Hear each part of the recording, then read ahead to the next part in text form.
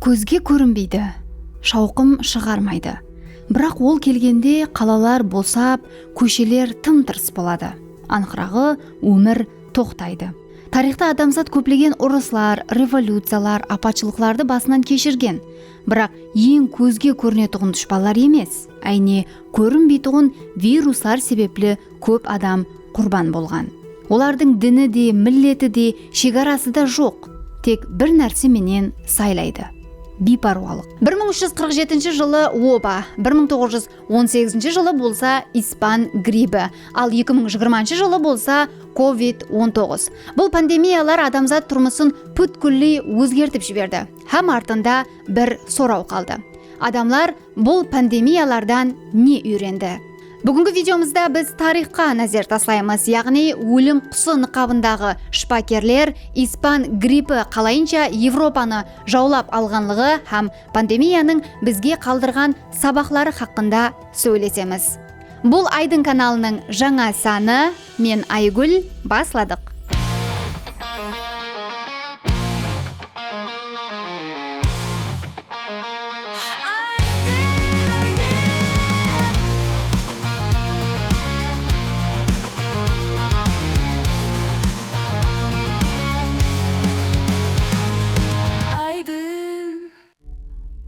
Бір 1347 жылда Орта ғасыр Европасында адамлар еле электр, интернет, медицинаны бұларды білмеген еді. Бірақ олар бір нәрсені анық білетұғын еді. Адамның денесінде қара дақлар пайда болса, бұл өлім жақын дегені. Қорқынышлы кеселікті кейін тарих қара оба деп атады. Тарихшылардың айтуынша бұл кеселік дәслеп Азияда пайда болған. Әтімал Қытайда, ямаса орайлық Азияда басланған болуы мүмкін. Сауда жоллары, әсіресе Ұлы жібек жолы арқалы батысқа қарай жол алған. Теңіз кемелері, каруанлар һәм саудагерлер бұл кеселікті білмеген жағдайда Европаға алып кірген. 1347 жылда Қара теңіздегі Қырым портларынан бірі болған Каффа, әзіргі Феодосия қаласынан Европаға сауда кемелері жолға шықты. Бұл кемелерде тек товар емес, ал өлім де бар еді. Кемеге шығып отырғандар теңізшілер арасында өлілер һәм кеселерді көрген. Олардың денесі қарауытқан, лимфа түйіндері іскен, температура бар һәм есінен танып қалу жағдайлары көп болған. Құласы ауру басланған еді. Бұл кеселікті заманауи тілменен айтқанда Yersinia pestis деп аталған бактерия келтіріп шығарған. Бұл бактерия әдетте тышқанлар денесінде жасайтұғын бүргелер арқалы адамға жұғады. Яғни тышқанда жасаған бүрге адамды шақса, бұл бактерия адамға өтеді. Ол дәуірде қала һәм ауыллар тышқанларға толы болған. Санитария деген нәрсе болмаған. Соның үшін кеселік тамыр жайған жерінен тез тарқала басылған. Ең қорқыныштысы бұл кеселіктің жүда тез тарқалуында болған. Яғни бір күннің ішінде бүткіл бір ауыл, ямаса мәхәлле жоқ болуы мүмкін еді. Ал кеселіктің белгілерін естіген адамлар болса, бұл іллеттің алдын ала алмайтұғылығын түсінген. Мойын, қолтық асты, ямаса қарын аймақлары ісіп, соңынан бұл іскілер қарайып, ал оннан кейін болса қара дақлар пайда бола басылайды. Кеселік жүді тез рауажланар, көпшілік жағдайларда 2-3 күн ішінде адам өлер еді. Ең ауыры бұл ауруды ешкім түсіне алмайтұғын болған. Шпакерлер себебін таба алмас, шара да көре алмас еді. Адамлар болса қорқынышта. Біреулер оны топырақ захарленген дейді. Басқалар Тәңірінің жазасы, күнәларымыз үшін нәлет деп ойлайды. Көпшілік жерлерде адамлар кімді дүр айыплауға түсті. Яһудилер, шетеллілер, хаяллар, сиқыршылар деп гуман етілгендер жазаланды. Айрым қалаларда адамлар үйме-үй жүріп күнәкарларды жоқ етуге әрекет етті.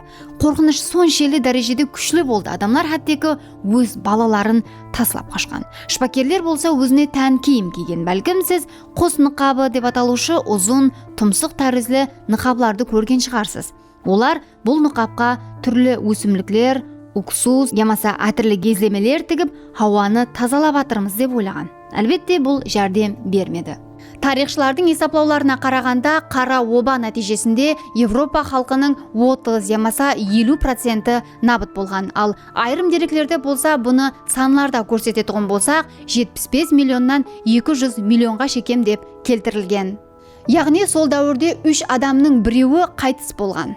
Қалалар босап қалған, диханлар жоқ, әбадатханалар ашық. бірақ та оның ішінде адамлар жоқ. Өлім соншелік көп болған, жерлеу марасымдері өткерілмеген. Көшеде жатырған денелерді арбаға салып жерлеген. Айрым жерлерде өлілер төбешік болып жатырған. Бірақ бұл пандемия инсаниятқа сабақ болды. Гигиена хақында ойлай бастады. Қалаларда су һәм шығынды мәселесі ахметлі болып қалды. Карантин деген түсінік пайда болды. Феодаллар әлсірей бастады. Диханлар минетінің қадірі, ілімге зәрулік артты. Себебі адамдар діни жауаплардан көре іліми түсіндірме іздей бастады. Қара обадан кейін дүние ұзақ уақыт өзіне келе алмады.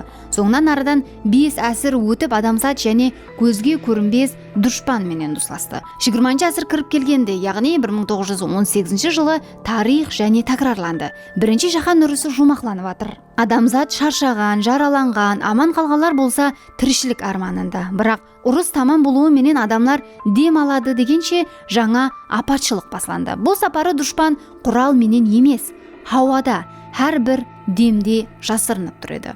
Бұл испан грипі. Апуай грип балалар һәм кекселер үшін қауіплі болады. Дұрыс па? Бірақ та испан грипі жас һәм дені сау адамларды да аяп отырмады. Бұл кеселіктен ең көп қайтыс болғандар 20-40 жас арасындағы адамлар еді.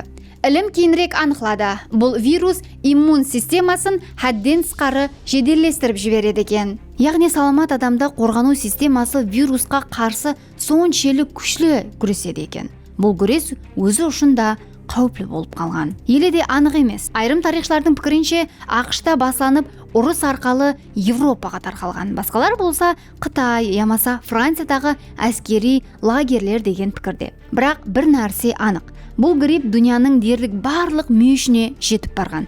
Бірінші жаһан ұрысы дауамында әскерлер, кемелер һәм әскери әрекетлер вирустың таксисі болып қызмет еткен. Бір мемлекеттен басқасына, бір қаладан басқасына пандемия дем арқалы бүткіл дүнияны қамтып алды. Неге оны испан грипі деп атады? Бұл жүда қызық. Себебі бұл кеселік Испанияда пайда болмаған. Бірақ та сол уақытта ұрысып атырған мемлекетлерде мәлімдеме цензурасы бар еді. Яғни халық қорқып кетпеу мақсатында бұл хақында хабар бермеген.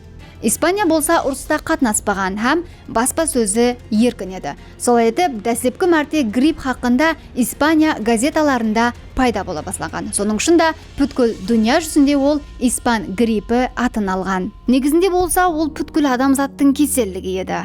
Тарихи деректер бұл гриптен 50 миллионнан астам адам қайтыс болғанын айтады. Базар болса бұл сан 100 миллионға шамаласты деп есептейді. Бұл бірінші жер жүзілік ұрыста өлгендерден 2-3 есе көп дегені. Көпшілік босап қалған, мектеплер жабылған, әттегі қабір қазушылар да қалмаған. Шпакерлер қорғану киімінің жоқлығы себеплі вирустан өзлері де қайтыс болған. Испан грипі инсаниятқа ауыр сабақ болды, бірақ арадан бір әсір өтіп вируслар және жүз көрсетті. Бұл сапары технология рауажланған, медицина күшлі, бірақ қауіп және реал еді.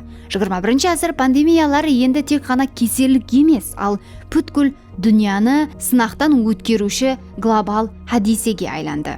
Өтміште қара оба, ямаса испан грипі сияқты пандемиялар адамларды қорқытқан, бірақ заманауи заманда бізде технология бар, ілім рауажланған, дәрі-дәрмек көп деген пікір бар еді. Бірақ тұрмыс бұл пікірді тез сынап көрді. Себебі пандемиялар 21-ші әсірде де тоқтамады. Олар тек формасын өзгертті. 2003 жылы бірінші инфекция келді. Бұл SARS деп аталған вирус еді. Ол жаңа вирус бірінші мәрте Қытайдың Гуандун уалаятында пайда болды. Дәслеп әдеттегі аязауға ұқсас белгілер менен басланды, бірақ кейін ала бұл вирус өкпе суіне алып келіп ауыр жағдайларға себеп болды. Іліми аты Severe Acute Respiratory Syndrome, яғни ауыр дем алу синдромы.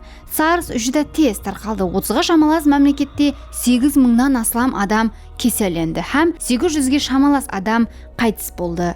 Жақсы тарап сонда мемлекетлер тез әрекет етті. Аэропортлар тексерілді, науқаслар изоляция етілді һәм пандемия кең тарқалмастан тоқтатылды.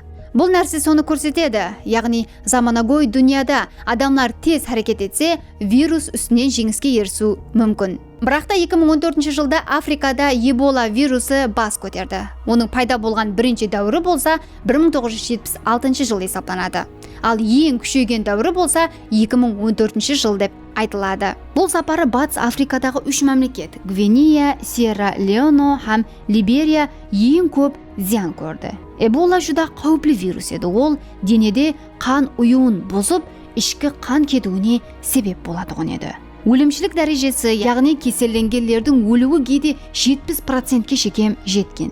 Эболаның ең қорқынышты тарапы кеселенген адамға тиген адам да жұқтырады.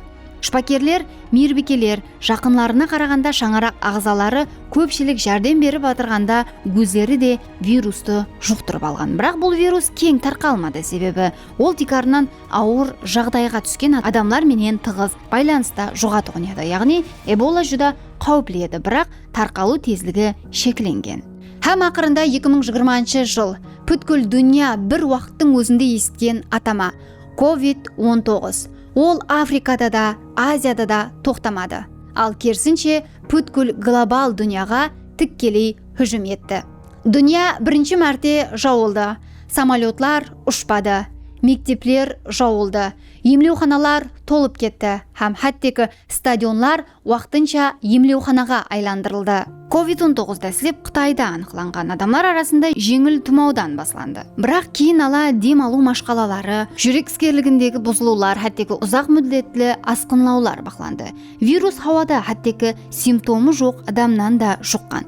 Бұл енді оны жүда қауіплі етті. Миллионлаған адамлар карантинде жасады. Маскалар, дезинфекция құраллары, социалдық аралық бұл сөздер апайы тұрмысымыздың бір бөлігіне айланды. 2020-2021 жылдар аралығында дүнияда COVID-19 себеплі 6 миллионнан астам адам қайтыс болды. Экономикалар құлады, туризм, транспорт, білімлендіру әммесі тоқтап қалды. Бүткіл адамзат бірден өзінің қаншелі әзі екенлігін сезді. Бірақ бұл сапары бізде ілім бар еді. Ілім бір жыл ішінде вакцина жаратты. Тарихта бірінші мәрте бұндай қысқа мүддетте бүткіл дүния бойлап шаншу басланды. Бірақ бұл пандемия басқа сабақ та берді. Хақиқатты жасыру қауіплі. Денсаулықты сақлау системасы беккен болу керек. Мәлімлемеге сенімлі қатынас болу шарт. Бүгінгі пандемиялар тек қана кеселік емес, олар менен бірге өтірік, гәп сөз һәм қорқынышта тарқалады. Біреулер вирусты жоқ деп ойлайды, ал басқалар болса үйінен шығуға қорқады. Құласы жәмиет екіге бөлініп кетті. Заманауи пандемиялар бізге соны көрсетті. Ілімнің рауажлануы, технологияның болуы, бұл біз еле қорғалғанбыз дегені емес. Һәмен нәрсе адамлардың біргелікте әрекет етуіне байланысты. Сенім, ауызбіршілік, хақиқат бұл ең күшлі дәрі болып шықты. Енді өлім құсы хақындағы әпсанаға тоқталайық. Қара оба хақында естіген әркім бір суретті еслейді. Ұзын қара киім киген, тұмсығына ұқсаған нықап таққан шпакер. Тұмсық ішіне роза гүл, райхан, уксус сіңдірілген гизлемелер салынған. Бұл көрініс адамдар арасында өлім құсы деп аталған. Ал уақыттың өтуіменен бұл образ бүткілі басқа мәніске де ие болды. Адамлар бар құлла өлімді қандайда бір формада көз алдына келтіруге әрекет еткен. Кімдір қара орамалы қараны, кімдір қарақшы тымсалын, бірақ ең көп тарқалған тымсал құс болған. Әсіресе құс ғарға, баюлы, көбінесе өлім, хабар, жауызлық деп байланысқан. Неге әйне құс? Себебі құслар ұшады, аспанда жүреді. Табулар аспан менен жер арасындағы өмір һәм өлім арасындағы елшілер сияқты. Қарға яки құзғын болса қара, өткір дауыслы, гөшқор құслар. Олар әдетте өлі денелер атрабында пайда болады. Орта ғасырлардағы адамдар үшін бұл жүда күшлі белгі еді. Қарға пайда болды, солай екен өлім жақын. Қара оба дәуірінде адамлар шпакерлердің нықабына қарап қорыққан. Ол ұзын тұмсық сияқты. Сол уақытта адамлар кеселік хауада тарқалады деп ойлаған. Ал сол тұмсықтың ішіне болса дәрілік өсімліктер салып хауа тазаланады деп ойлаған. Шпакерлер өздерін қорғаған болған. Бірақ бұл киім халыққа басқаша көрінеді. Олар бұны өлімнің өзі деп қабыл еткен. Тарихта құс образының өлім менен байланысуы жүда көп жасады. Себебі Европа аңызларында құзғын, қырғауыл, ұрыс майданында көп көрілген. Соның үшін ол өлімнің хабаршысы деп қаралған. Японияда болса айрым мәдени түсініктерде ғарға аруақлар менен байланысады. Америка индис мәдениетларында болса баюлы ямаса ақ құслар сырлы күшлер менен байланысқан. Әрбір пандемия артта құрбанлар, экономикалық зиян һәм рухи травма қалдырады. Бірақ оннан алдын ол сабақ береді. Тарихтағы қара оба, испан гриппі, сарс, эбола һәм COVID-19 пандемияларының барлығы бізге бір нәрсені үйретті. Адамзат тек қана кеселік пенен күреспейді, ал өзінің бейпаруалығы менен де күреседі. Өткен пандемиялар бізге көплеген сабақлар қалдырды. Оларды еслеу нәубеттегі апатшылыққа таяр тұру дегені сөз.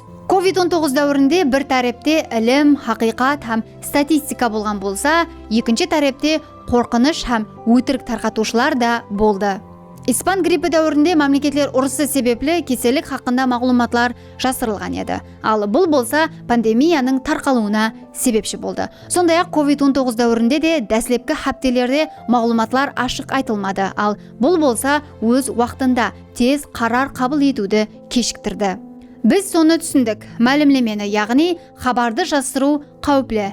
Ал жалған хабарды тарқату болса вирустың өзі сияқлы қауіплі. Соның үшін анықланған һәм ашық мағлұмат пандемия уақытында адамлардың санасын қарады. COVID-19 дәуірінде дүния бірінші мәрте пандемияға қарсы ұсыншама тез іліми шешім тапты.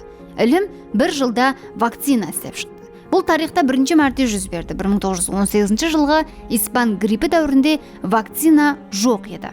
Адамлар тек қана нықап һәм карантинге сүйенер еді. Денсаулықты сақлау, университетлері, лабораториялар, вакцинаны тез іздеп шығаратуған технологиялар пандемияға қарсы даярлықтың тикары болып есептелінеді. Вирус шекараларды танымайды. Ол паспорт сұрамайды. ақш-та шыққан вирус ертең Африкада болуы мүмкін. Қытайдағы кеселік бір ай ішінде Европада кең тарқалуы мүмкін. Бұл дегені тек қана бір мемлекет емес, бүткіл дүния біргелікте әрекет ету керек. Кеселік пенен тек дене емес, ал рух та күреседі. Испан гриппінде адамлар изоляцияда, жүрек қауетерде, келешекке сенімсіздік пенен жасаған. COVID-19 дәуірінде болса миллионлаған адамлар жалғыз қалды, жақынларынан айырылды, рухи түскінлікке түсті. Депрессия, қорқу, жұмыссыздық бұл пандемияның көрінбес, бірақ терең соққылары есептелінеді. Соның шында психологиялық жәрдем, инсани қатынас ахметлі болып қалды. Әрбір инсан басқаны түсінуі, дәртін тыңлауы һәм қолап қуатлауы вирустан күшлірек болуымызға жәрдем берді. Бүгінгі видеомыз сізге ұнады ма? Және қандай темаларда видео даярлауымызды қалайсыз? Пікірлеріңізді комментарийде жазып қалдырың. Айдын каналының жаңа санында көріскенше.